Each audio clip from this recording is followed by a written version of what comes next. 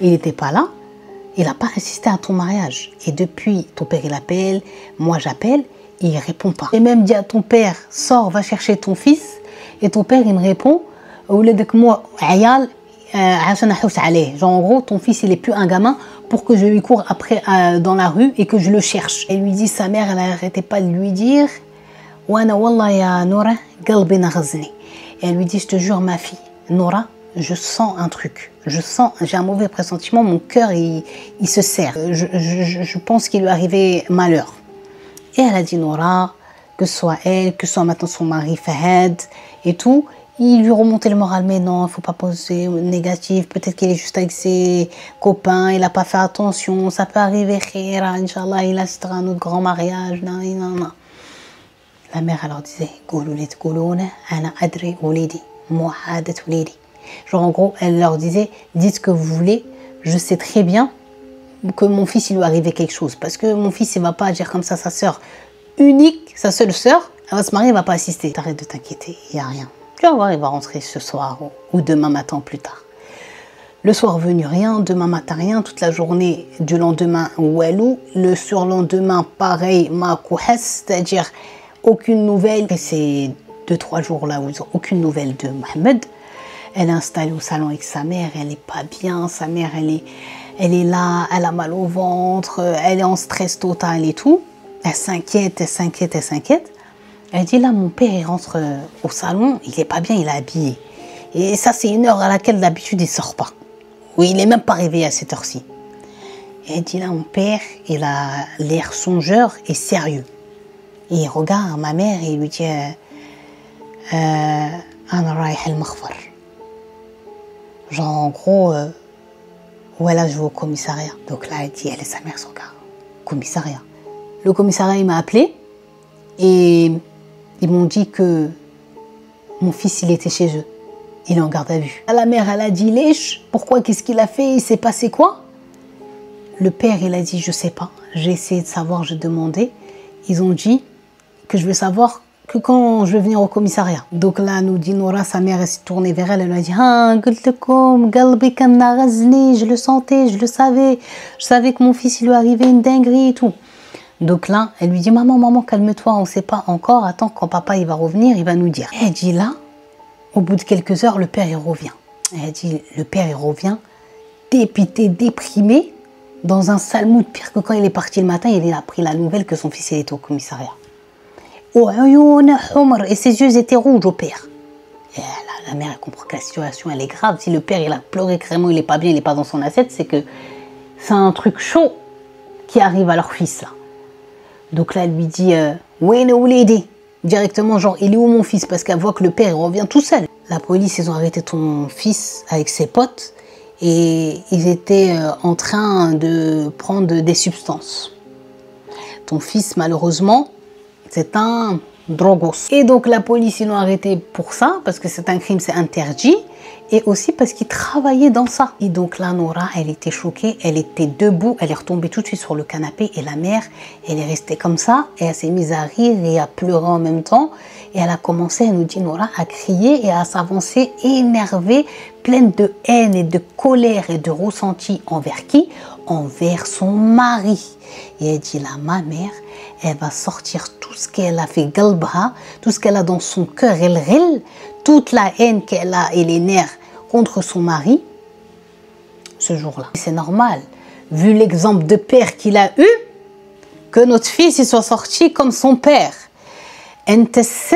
Genre en gros, c'est toi le coupable, c'est à cause de toi, c'est ta faute. Si ton fils il est rentré fait had al-majal, c'est-à-dire s'il est rentré dans cette voie-là, si il est tombé dans ça, dans ces travers-là, dans la boisson et la droga, c'est à cause de toi. Tu as laissé mon fils dans la rue au lieu de le hadan, de l'avoir hadan, c'est-à-dire au lieu de l'avoir pris sous ton aile et d'avoir été un père exemplaire, de l'avoir éduqué, de l'avoir donné de l'amour, de l'avoir montré comment doit être un fils et tout, comme moi j'ai fait avec ta fille. Toi, tu n'as pas fait ton rôle ni avec ta fille, ni avec ton fils, ni même avec moi. Martek, ni avec moi, ta femme. Mon fils, il a tellement souffert d'avoir un père comme toi qu'il a préféré quitter cette maison pour plus voir tout le haram que tu faisais, tout l'interdit que tu commettais, toute la misère que tu nous faisais vivre, tous les coups que tu nous mettais sur la gueule. Il a préféré se jeter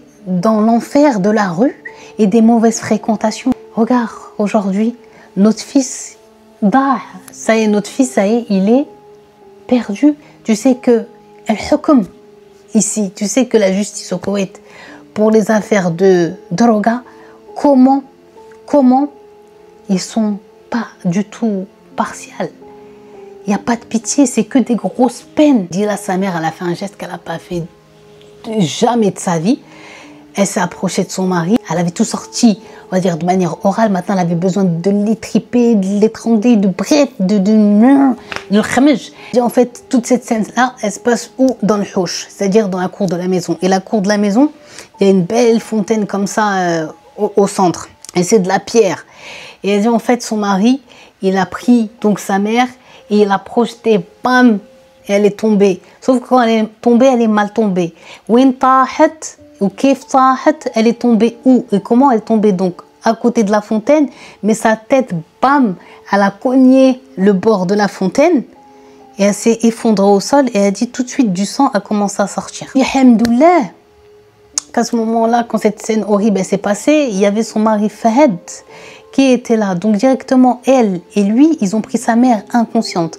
Elle a dit, elle pleurait, elle était choquée. Mais elle a dit, alhamdoulilah, la mère respirait encore. Directement, quand ils sont arrivés aux urgences, ils l'ont pris en charge. Qu'est-ce qui s'est passé? Et il les a pas laissés en gros dire ce qui s'était véritablement passé. Il a pris la parole tout de suite. Oui, elle est tombée, elle n'a pas fait attention et bim, parce qu'elle a des problèmes de tension, de diabète et tout. Et ils ont dit, eux, ils avaient tellement peur de lui, ils n'ont rien dit. Là, ça faisait 3 jours que la maman, elle était dans le coma. Et elle dit, elle et son mari, ils ne quittent pas l'hôpital. Rien. Et elle ne ferme pas les yeux, elle dit, pendant 3 jours, elle est là. Elle prie, elle invoque, elle supplie. Elle pleure, elle dit à sa mère de se réveiller, qu'elle promet que ça va aller avec Mohamed, qu'il faut qu'elle revienne, qu'elle ne part pas maintenant, qu'elle voulait la voir mariée, c'était fait, qu'elle rêvait de la voir encore docteur et avec ses enfants. Et nanani, nanana, elle a dit, elle n'était pas bien. Et son mari, elle a dit, ça a été mon vrai sénède, c'est-à-dire son mari, ça a été pour elle un énorme soutien. Et elle dit, donc là, ce 3e jour, voilà mon père qui arrive.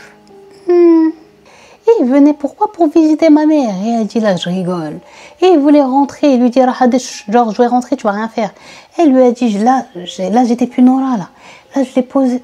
Je lui ai dit, tu vas rien rentrer. Si tu veux rentrer dans la chambre, tu vas d'abord devoir me tuer et passer sur mon corps avant que je te laisse rentrer auprès de maman. Mais ça va pas. C'est à cause de qui qu'elle a allongé dans l'hôpital? C'est à cause de qui qu'elle est plongée dans le coma? C'est à cause de qui que peut-être on va devenir orphelin, moi et Mohamed? Au lieu d'aller te cacher par rapport à ce que tu as fait à cette pauvre femme qui depuis des années, elle te supporte. Mais MDR, Asha, réveille-toi, tu vas rien rentrer. Le chemin par lequel tu es venu, reprends-le et retourne chez toi. On n'a pas besoin de toi, on n'a plus besoin de toi, ça y est, c'est mort. Tu as déjà tué la vie de mon frère. Ma mère, tu l'as mis entre la vie et la mort. J'ai plus mon frère, j'ai plus ma mère. Moi-même, je suis morte. Et en vérité, on est tous morts depuis.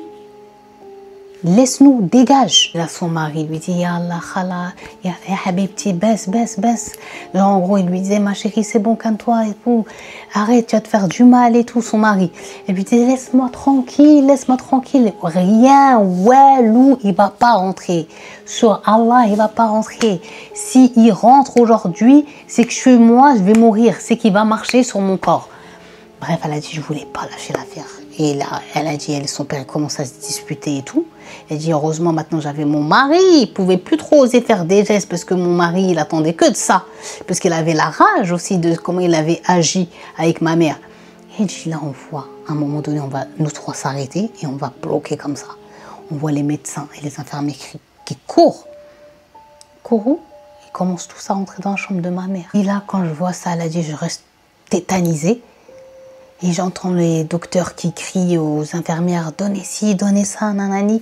Et là, quand la porte de la chambre de ma mère s'est ouverte, on entendait les machines tout biper. Et dit, donc là, je rentre. Et je dis au médecin, Choussaïr, il arrive quoi, ma mère? Qu'est-ce que vous êtes en train de faire? Et elle dit là, quand je commence à voir le truc, vous savez, l'électrode là, l'électrocardiogramme, je crois que ça s'appelle, un truc là, comme le fer à repasser là. Ça là, elle dit là quand je commence à voir qu'ils font ça, bam. Et après, et ils recommencent.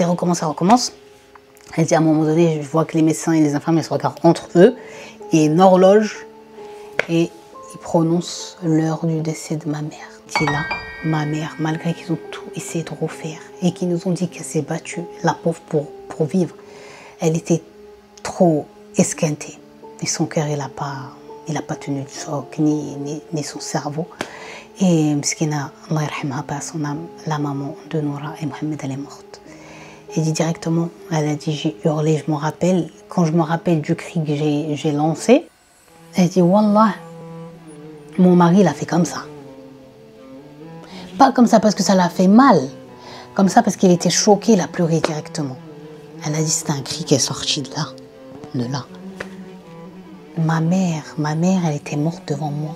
Et mon père, je l'entendais, je le voyais pleurer et se taper, cogner comme ça la tête contre le mur. Ça servait à quoi maintenant qu'il fasse tout ce cinéma, se taper la tête contre le mur? C'était trop tard. C'est lui qui a tué ma mère. La force qu'il a mis, la puissance quand il l'a projeté comme ça. Donc là, je me suis approchée de mon père et je lui ai dit comme ça. Allah intaqam minnak. Que Dieu se venge pour nous sur toi. Que Dieu se venge pour tout le mal que tu nous as fait, Inch'Allah, de ses propres mains, pour nous. Directement, j'ai supplié mon mari en pleurant, en lui disant, baisse mon frère, ça il est perdu, il est en prison. Ma mère, elle est morte, mon père ne veut plus rien avoir avec lui, s'il te plaît, je veux qu'on quitte. Tu as dit qu'on devait partir dans un mois, je veux qu'on parte maintenant, pour étudier à l'étranger. Elle dit donc directement, mon mari et moi, on s'est envolés vers les États-Unis. Il ne m'a pas refusé cette demande. Même lui, il pensait que sortir, s'éloigner de tout ça, allait m'aider à avancer, à guérir, à oublier. Elle a dit, j'avais plus de force pour rien. On m'avait enlevé l'oxygène de ma vie. Et j'ai vu l'oxygène de ma vie se faire enlever devant mes yeux.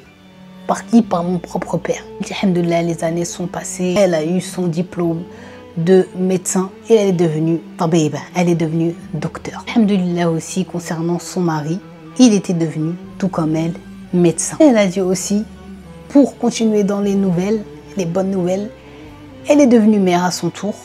Et elle a eu bent et walad, elle a eu un garçon et une fille. Appelé son fils Mohamed par rapport à son frère, et sa fille, elle l'a appelé Ahlam par rapport au prénom de sa défunte mère. Elle dit, je ne vais pas vous dire que c'était pas dur, que j'en ai pas bavé avant de devenir médecin, d'obtenir tous ces diplômes et de devenir enfin docteur.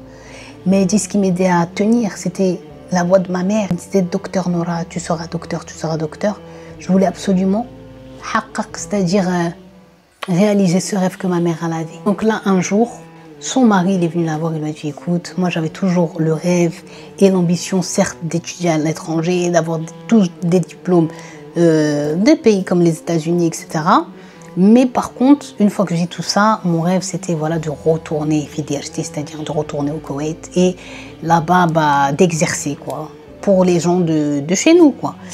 Et donc aussi j'ai envie de voir ma mère, tu sais qu'elle prend de l'âge, j'ai envie d'être avec ma soeur, Elle a dit donc là, elle a dit à son mari, écoute, tous les sacrifices, toute la gentillesse, la bonté, tout que tu as toujours eu envers moi, comment tu m'as poussé toujours vers le haut, comment tu as toujours été envers moi, saned, c'est-à-dire, comment dirais-je, comment tu as toujours été pour moi une force. Elle me dit, je peux pas te dire non. Et elle a dit, de toute façon, même moi, j'avais le besoin de retourner au Koweït. Donc on a plié nos bagages, on a pris nos enfants, nos diplômes en poche et on est retourné au Koweït. Malgré toutes ces années où j'étais aux USA, j'avais gardé un seul lien familial avec quelqu'un au Koweït, c'était mon oncle. Je suis partie le voir, j'étais contente de le revoir après tant d'années, il a vu mes enfants, j'étais trop contente et tout. Et elle dit là, j'ai commencé à lui demander des nouvelles de mon père. Là, elle dit mon oncle, il me regarde, il me dit bah ton père, ça fait quelque temps, il est hospitalisé. Là, elle dit elle le regarde, hospitalisé, il lui dit oui, il est très malade. Il est à quel hôpital? Il lui dit le flâni, genre en gros il est dans l'hôpital Intel, ok. Elle dit elle entre temps, elle et son mari ils avaient déjà déposé leur dossier. Je sais pas si c'est Wizarat al-Siha, je sais pas si on dirait ça, ministère de la Santé et tout, pour qu'ils soient en fait mutés dans il leur dit dans quel hôpital ils allaient exercer. il vient son qaboul, elle a été acceptée et elle va commencer à exercer où? Dans le même hôpital où son père il est hospitalisé depuis un moment maintenant. Donc là, quand elle a su dans quel hôpital elle allait travailler, elle a été choquée. Elle ne sait pas dire jusqu'à aujourd'hui c'était c'est-à-dire une coïncidence ou là, le plan de Dieu pour qu'elle revoie son père.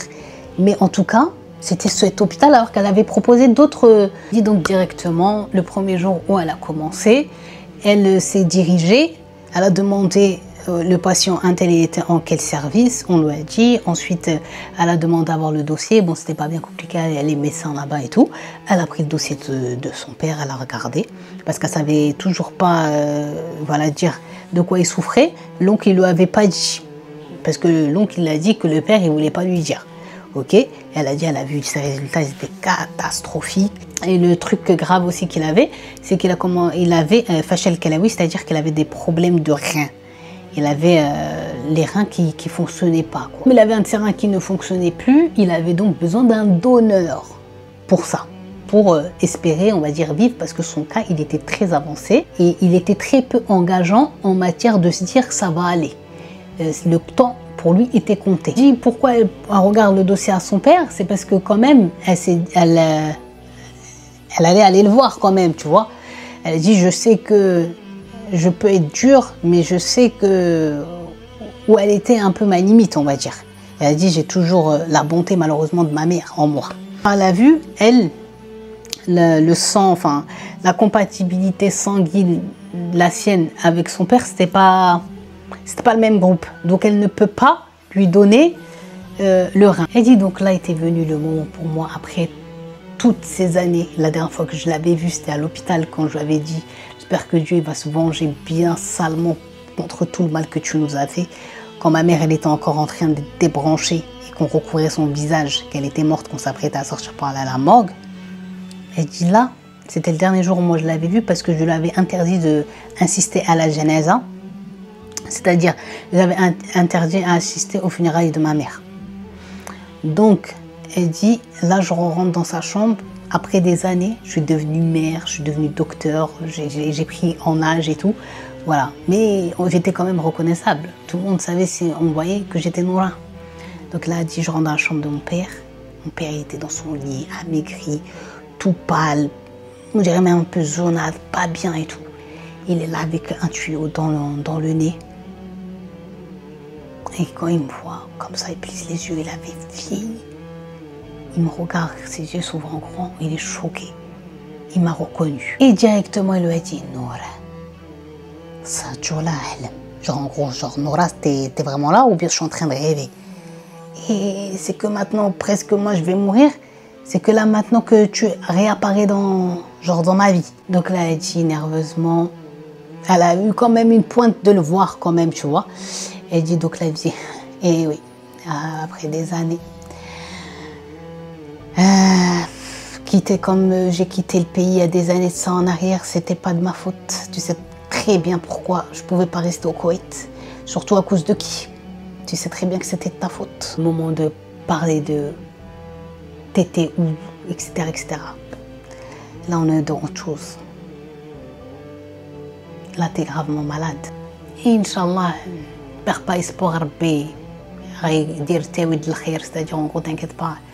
Dieu, sa miséricorde, elle est grande et il peut te guérir, Inch'Allah, et ça va aller. Et mais quand même, c'est chaud. Parce que le problème que tu as au rein, il est vraiment avancé. Donc là, il faut que je trouve absolument quelqu'un, un donneur rapidement pour le rein parce que ton temps est compté. Parce que moi, j'ai regardé, je ne suis pas compatible avec toi. Mon mari Fahad, j'ai regardé aussi, c'est pas bon. Donc, il faut que je cherche une autre alternative. Si tu as besoin, quoi que ce soit, durant ton séjour ici à l'hôpital, tu leur dis qu'ils m'appellent. Parce que, en cas où tu ne l'aurais pas compris, depuis aujourd'hui, enfin depuis un moment déjà, mon prénom c'est plus que Noura, mais c'est Docteur Noura. Et donc je travaille maintenant dans cet hôpital. Voilà. Donc si tu as besoin de quelque chose, papa, tu leur dis, je viendrai. Tu as vu le rêve que tu as failli détruire à des années de ça quand tu voulais me vendre à un de tes ports d'amis, en me mariant vite, tout ça pour de l'argent. aujourd'hui je ne serai pas docteur. Et je ne serai pas en train de me casser la tête à trouver un donneur. Donc là, pendant des jours, elle va réfléchir, Noura, un donneur, elle va chercher tout ça, mais il n'y a rien. Et là, elle va se rappeler du groupe sanguin de son père, mais aussi de lui de son frère. Et celui de son frère, il va avec celui de son père. Donc là, elle va demander à son mari, il faut que tu me trouves la prison où est mon frère. Parce qu'elle n'avait aucune nouvelle, aucune news, rien. Donc son mari va lui dire, t'inquiète pas. Il connaissait beaucoup de monde, je vais voir, parce que genre, il les change souvent, au bout d'un certain nombre d'années, de prison. Donc là, Fahad, il a trouvé le renseignement, il est venu voir sa femme, il lui a dit, écoute, il est dans la prison Intel, ok, est-ce que tu peux m'y emmener? Il lui a dit, ok, ils ont convenu d'un jour, ils sont partis à la prison, c'était le jour de la visite. Là, quand elle arrive, elle va demander à son mari de la laisser y aller seule. Et parce que voilà, elle a besoin de parler à son frère et tout. Son mari lui a dit, mais t'inquiète même pas, je t'attends ici. Si tu as besoin de quoi que ce soit, tu sais que je suis là, vas-y, courage. Et là, elle part avec le garde. Et elle dit, ils vont pas la faire rentrer ni dans un parloir, ni dans une salle comme d'interrogatoire, non. Elle va voir directement son frère en prison, c'est-à-dire derrière les barreaux, et elle va le voir dans sa cellule. Là, elle nous dit que quand elle est arrivée, elle était choquée devant la cellule, comme ça, devant les barreaux. Elle dit son frère, il avait vieilli. Il faisait plus vieux qu'elle alors que c'était son petit frère. Ensuite, il avait minci, alors qu'il avait toujours été bien enrobé et tout, bien en forme. Elle dit, il avait des longs cheveux et une longue barbe. Il était assis comme ça dans le coin de sa cellule. Il était comme s'il venait de finir sa prière, il était encore sur son tapis. Donc là, elle a dit, quand elle l'a vu, elle était choquée, mais en même temps contente. Son cœur a eu un truc à l'intérieur.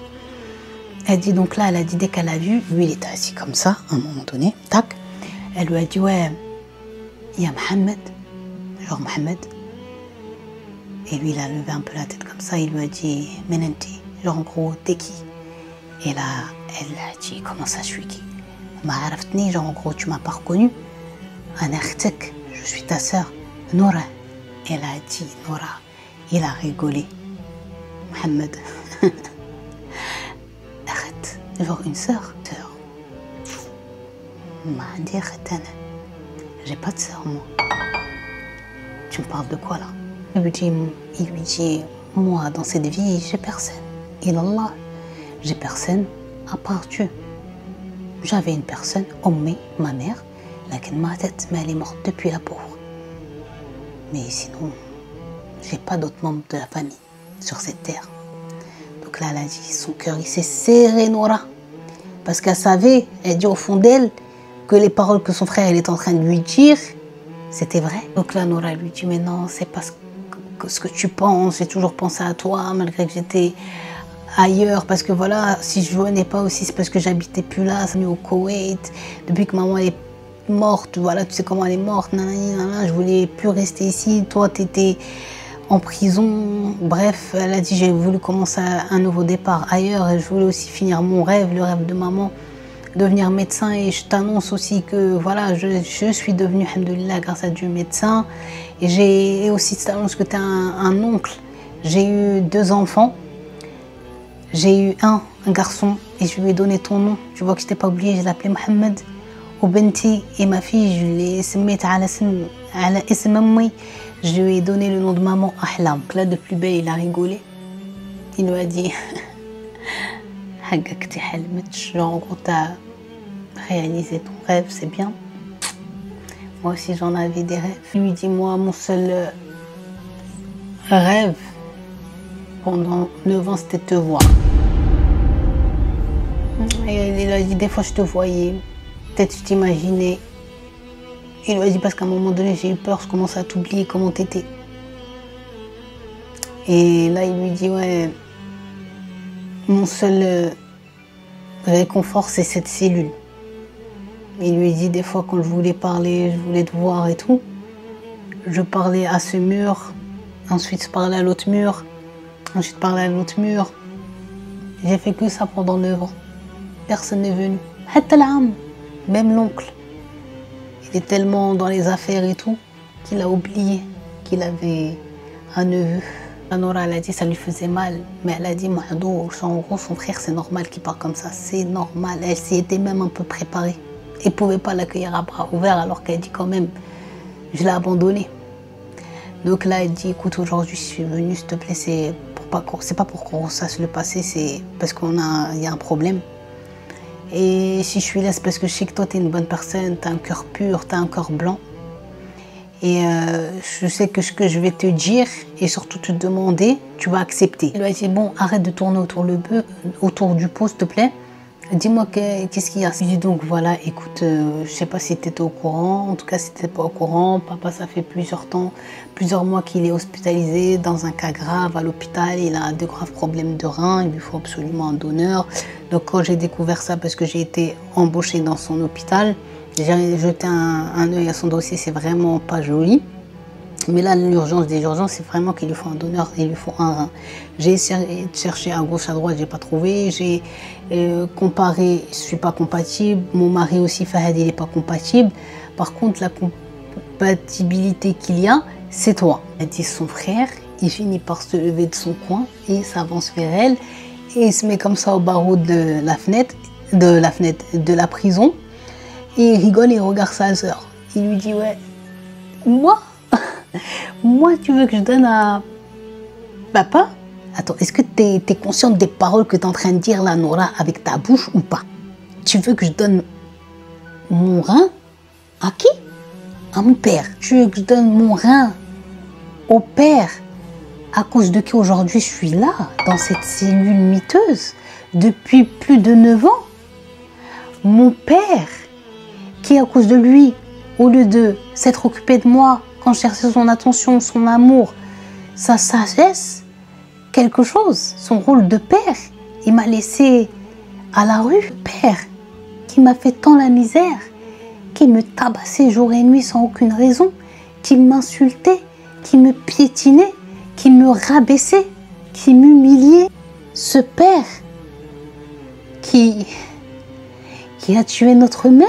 Ce père qui t'a laissé t'exiler des années, tellement que tu voulais être loin de lui. Jusqu'à même t'as oublié que t'avais un frère, un petit frère qui avait rien à voir. À cause de lui, tu t'es sauvé. Ce père qui, un soir, t'a humilié, t'a exposé à ses amis pervers dégueulasses. Dégueulasses. Qu'au sont ses porcs. En tirant par les cheveux, en t'offrant à eux. Tu me parles de ce père. C'est que je peux finir la liste de ce père qui. Jusqu'à là, elle a dit, Nora, elle a dit, stop.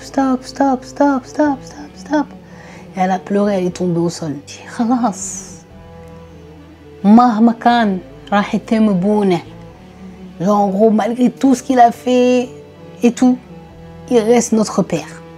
Et là, Mohamed s'énerve sur Nora, il lui dit, au bouc, genre ton père. أنا بس عندي Allah يرحمها. Et il lui dit, moi j'ai une mère, paix à son âme, c'est tout. Toi, t'es sérieuse?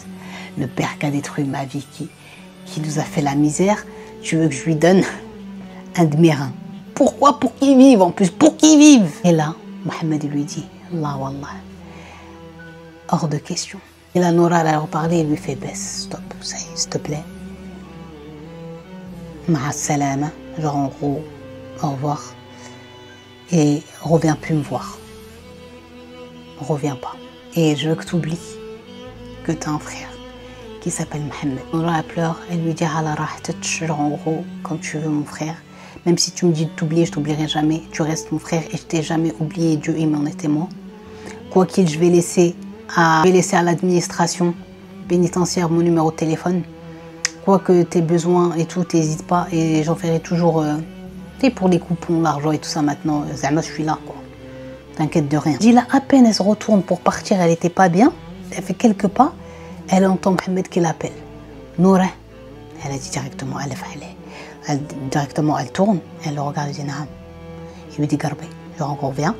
Elle revient à la cellule et il lui dit Karart. Genre, en gros, j'ai décidé. Elle lui dit Chou Kararak. Genre, t'as décidé quoi? Et là, il lui dit Rahad Barari Obouy. Genre, en gros, c'est bon. Je vais donner le rein à papa. Donc là, Nora, elle ressourit. Elle lui dit ça, Wallah, genre, en gros, t'es sérieux? Il lui dit Wallah. Par contre, il lui dit Andi Shart. C'est-à-dire, j'ai une condition. Il lui dit ma condition, c'est que je veux pas que papa il sache que c'est moi le mutabarrih, c'est-à-dire que c'est moi le donneur, c'est moi qui vais lui donner le rein. Là, Nora a dit à son frère, Hadar, pas de problème, je vais lui dire Fa'al khair, qui t'a donné le rein, genre en gros Fa'al khair, c'est un bon samaritain, une personne qui voulait faire une bonne action, qui lui a donné le rein. Il lui dit Shart tani, c'est-à-dire ma deuxième condition, c'est Ghurfat al-Ifaqa. Ghurfat al-Ifaqa, c'est la salle de réveil. Je veux que dans la salle de réveil, que vous me laissiez allonger nos lits côte à côte, comme ça, ensemble, papa et moi. Donc la Nora lui dit, ok, mais pourquoi lèche? Et là, il lui dit, Hada Sharti. Genre, il n'a pas répondu, c'est mes conditions. T'acceptes ou t'acceptes pas?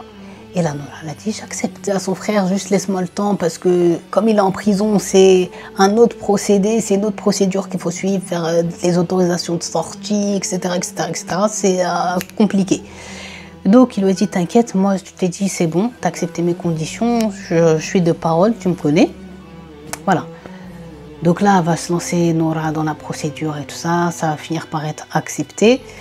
Et donc, le frère va pouvoir sortir un temps de prison, mais toujours sous bonne garde, on va dire, pour faire l'opération et donner le rein à son père. Donc là est arrivé le jour de l'opération, c'était Fahad et sa femme qui ont assisté à cette opération, c'est eux qui l'ont effectuée, on va dire.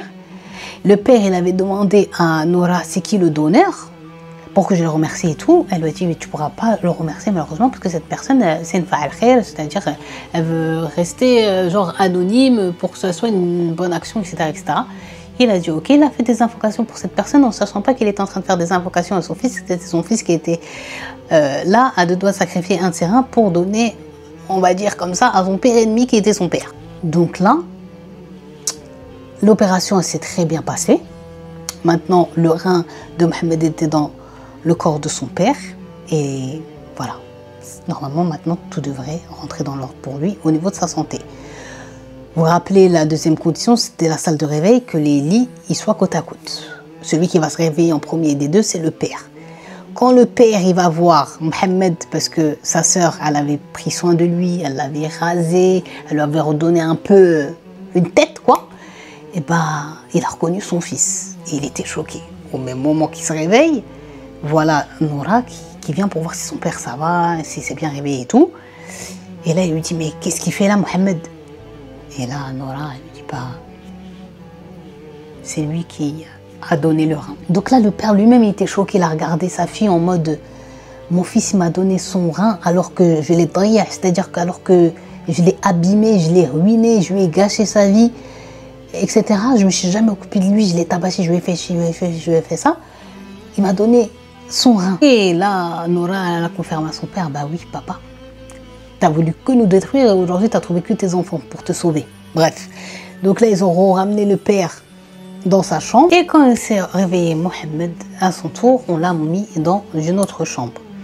Le lendemain, il était un peu mieux Mohamed. Quand Nora elle est venue le voir comment ça allait, tout ça et tout, s'il se remettait un peu, parce que les donneurs aussi ils douillent. Il a dit à sa sœur que ça allait et là il va lui demander une demande, il va lui dire ouais, est-ce qu'elle pouvait l'emmener voir son père. Il dit en gros j'ai envie de voir comment il va. Il dit genre t'es sérieux? Il lui dit oui. Donc elle lui dit ok, elle va chercher une wheelchair, c'est-à-dire la chaise roulante, elle y dépose son frère et elle s'avance avec lui en direction de la chambre de leur père. Donc là ils arrivent devant la porte.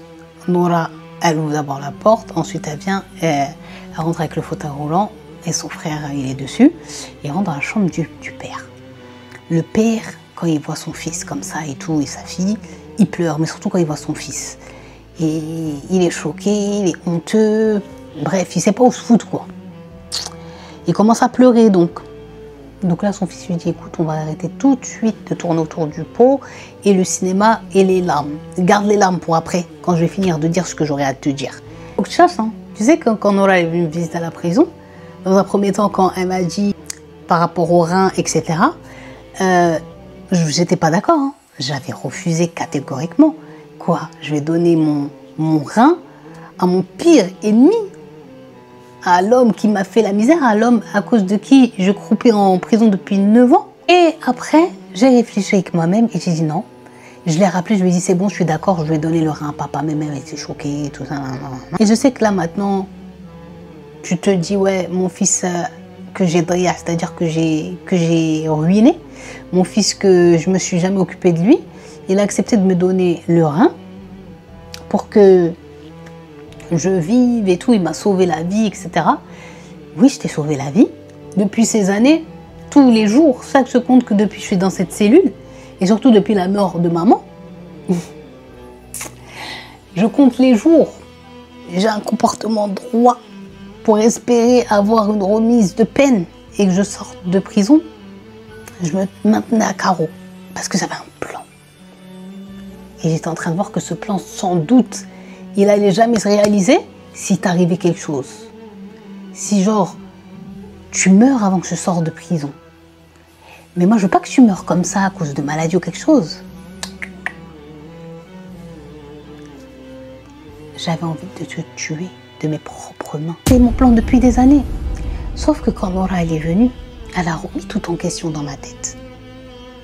Quand elle m'a parlé de ton problème de rein, je me suis dit pourquoi je vais pas me venger, mais de manière classe et surtout inimaginable. Pourquoi pas que tu vives grâce, bien évidemment après Dieu, mais aussi grâce à moi. Si tu puisses vivre et respirer, c'est grâce à mon rein. Tu vives avec ce poids que oui, tu as échappé à la mort, tu vis encore grâce au rein que ton fils t'a donné, mais que ce fils qui t'a donné ce rein, il croupit en prison. Et s'il croupit en prison, c'est à cause de toi.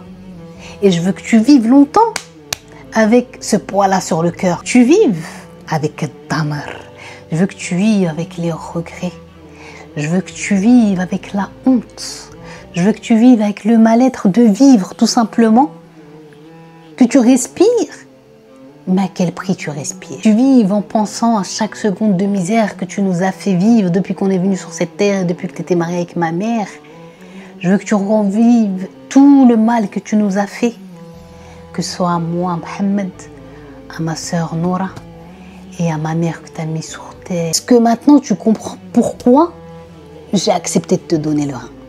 Même si maintenant il me reste qu'un seul rein, pas grave. Parce que je sais que tu vas mal vivre. Pas par amour de mon père que je t'ai donné ce rein. C'est par vengeance. C'est ma vengeance pour ma mère et ma sœur et pour moi. De la misère que tu nous as fait vivre depuis toutes ces années. Et pour moi, Intiqam Jamil, en réalité, c'est une bonne vengeance pour moi, propre, sans sang, sans rien, sans toutes ces choses que je voulais te faire.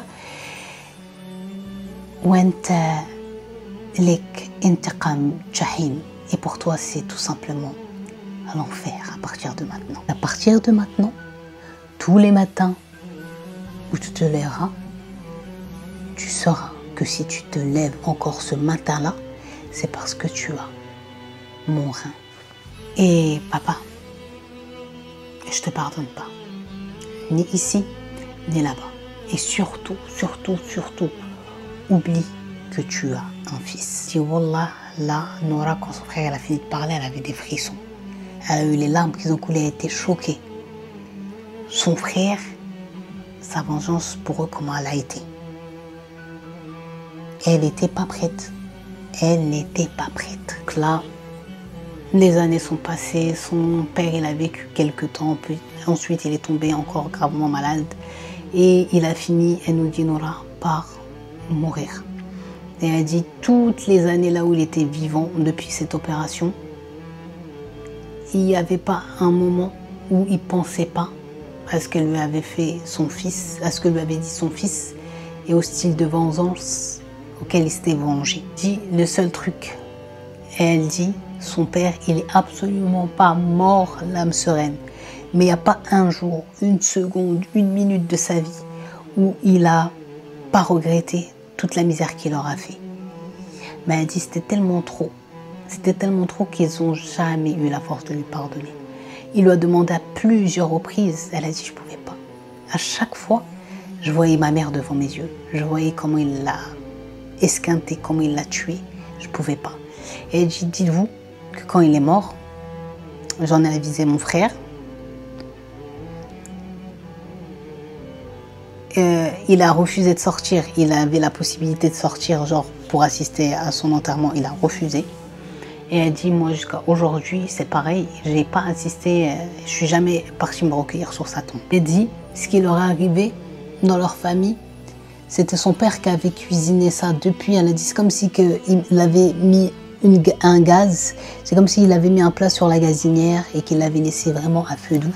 Et quand il les a rendus malades, rendus malades, et que le moment de le mijoter et de le déguster sur le plat, et ben c'est le frère qui a tout plot twist et qui s'est mangé de cette manière-là.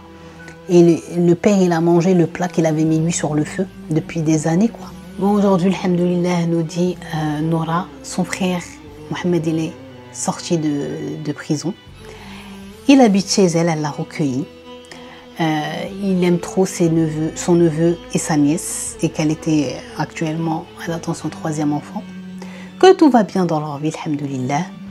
Que son frère il est en train de se réinsérer tout doucement à la société, parce que malheureusement c'est inscrit dans son dossier, donc on lui donne pas trop de chance. Donc elle a dit qu'il va plutôt faire quelque chose à son compte. Elle espère quand même qu'il réussira à trouver l'amour, parce qu'il a complètement changé. Elle dit en prison, alhamdoulilah, il a bénéficié, voilà, vous savez, des trucs de désintoxication et tout, et qu'il est redevenu lui, quoi.